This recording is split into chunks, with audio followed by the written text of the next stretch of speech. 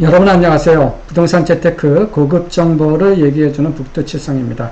2020년 8월 11일 64번째 시간은 제목을 투기시대 끝내겠다라는 내용으로 한번 말씀드려 보겠습니다. 주로 최근에 이제 뉴스 기사 중에서 이제 부동산 내용인데요. 일단 조선일보에서 8월 10일 어제 제목입니다. 문 대통령 집값 진정되기 시작했다 라는 이제 제목이고요. 한번 기사 내용 중에서 한번 보면은 청와대 수석 보좌관 회의에서 문 대통령 과열 양상을 빚던 주택시장이 안정화되고 집값 상승세가 진정되는 양상을 보이기 시작했다 라고 하고요. 정부와 여당은 시장의 예상을 뛰어넘는 전방위적이며 전례 없는 수준의 대책을 마련했고 국회 입법까지 모두 마쳤다. 주택대출 규제를 강화하고 갭 투자를 차단하여 가격 불안 요인을 제거했으며 무주택자와 신혼부부 등 실수요자들에게 내 집 마련의 기회를 대폭 늘렸다라고 얘기를 하고 있습니다.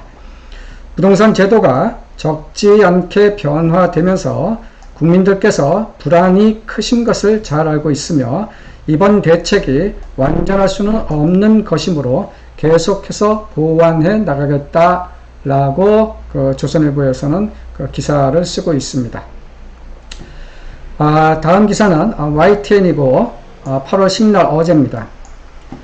제목은 이제 문 대통령 최고의 민생 과제는 부동산 대책이다 라는 제목이고 주요 내용을 살펴보면 청와대 참모회의에서 주택 문제가 당면한 최대의 민생 과제로서 투기 시대를 끝내겠다.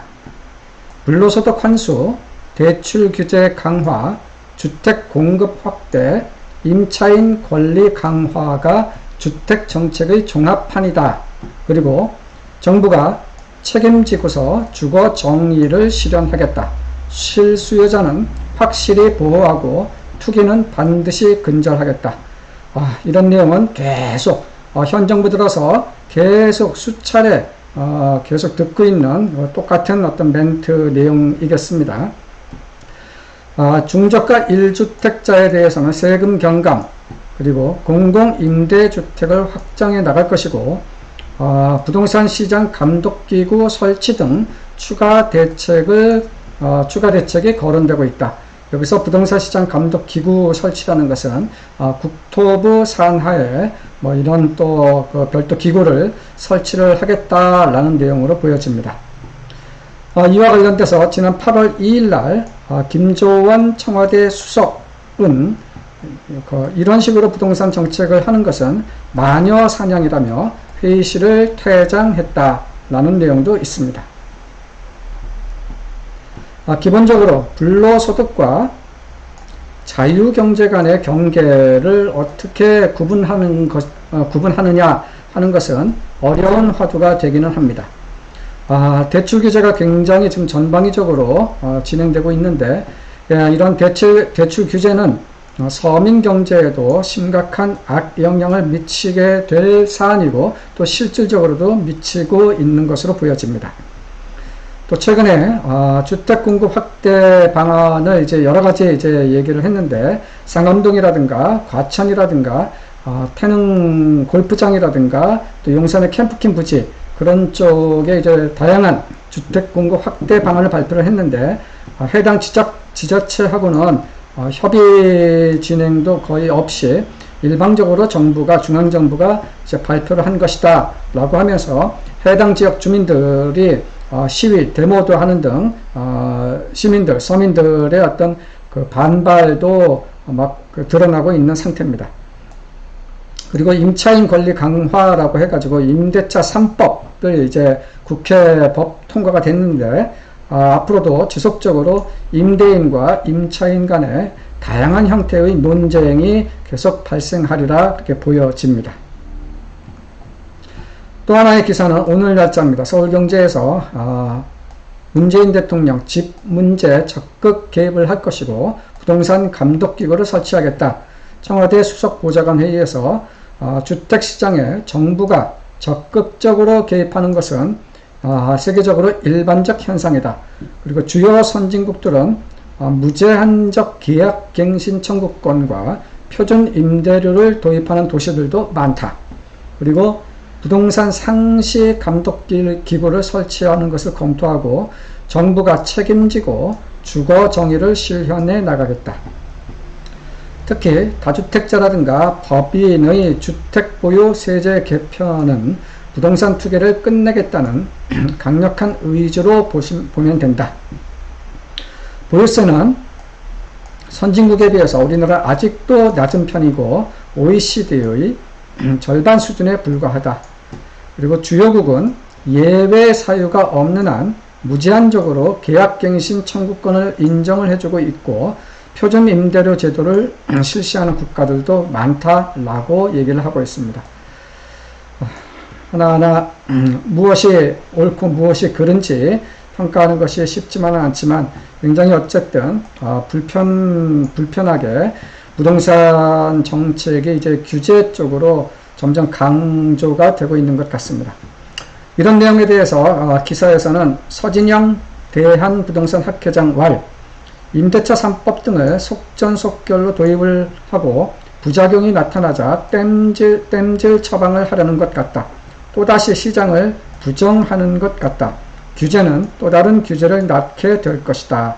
라고 코멘트를 하고 있습니다. 마지막 기사 내용은 조선일보에서 오늘 날짜로 이제 안철수 국민의당 대표가 집값 안정이라니 국민 가슴에 염장을 지르는 것이다 라는 제목이고요.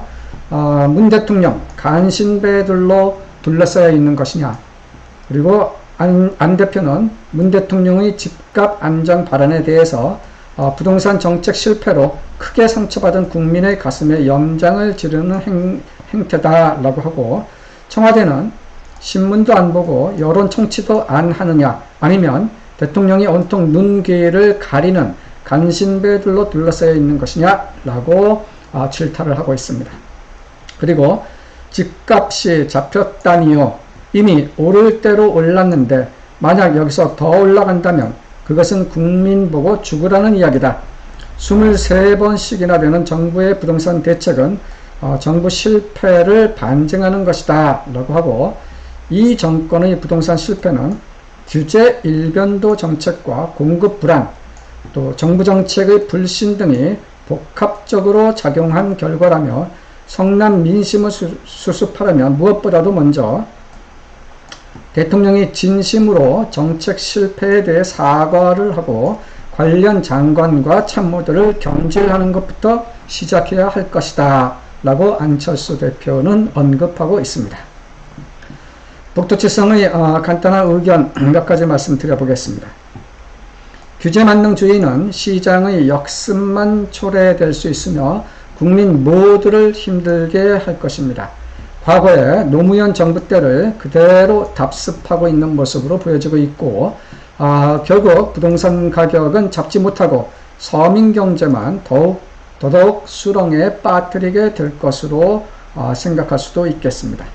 그리고 투기 자꾸 이러한 이제 단어를 쓰는데, 투기와 투자의 차이점은 과연 무엇인지 계속 어려운 화두가 되겠습니다. 예를 들면 아끼고 저축하고 열심히 살면서 조금씩 좋은 환경으로 갈아타면서 결국에는 강남권으로 진입을 한 1주택자가 있다고 하면 그 사람은 투기를 한 것인가요? 아니면 열심히 살고자 하는 욕망에 의한 것일까요? 그 다음에 3번, 부동산의 그 가격 급등이라는 것은 풍부한 유동성 장세에서 정비구역의 무분별한 그 무차별적인 해제라든가 또 인허가 규제를 굉장히 빡세게 하면서 공급 자체에 대한 이제 불안 심리가 이제 생겨버리게 되기 때문에 인기 지역뿐만 아니라 광범위하게 집값이 급등을 하게 되는 그런 결과가 나타난 것이 아닌가. 규제를 하면 할수록 유동성 폭발에 대한 응집력은 지속되지 않겠는가, 그런 생각이 듭니다. 정부는 집값을 잡겠다 그런 식으로 언급을 할 것이 아니라 집값 급등에 대한 정부 정책에 대해서 사과를 하고 안정적인 주택 시간을 위해서 최선을 다하겠다라고 말하는 것이 바람직한 것이 아니겠는가 그렇게 생각을 합니다. 이상 부동산 재테크 고급 정보를 얘기해주는 북두칠성이었습니다. 감사합니다.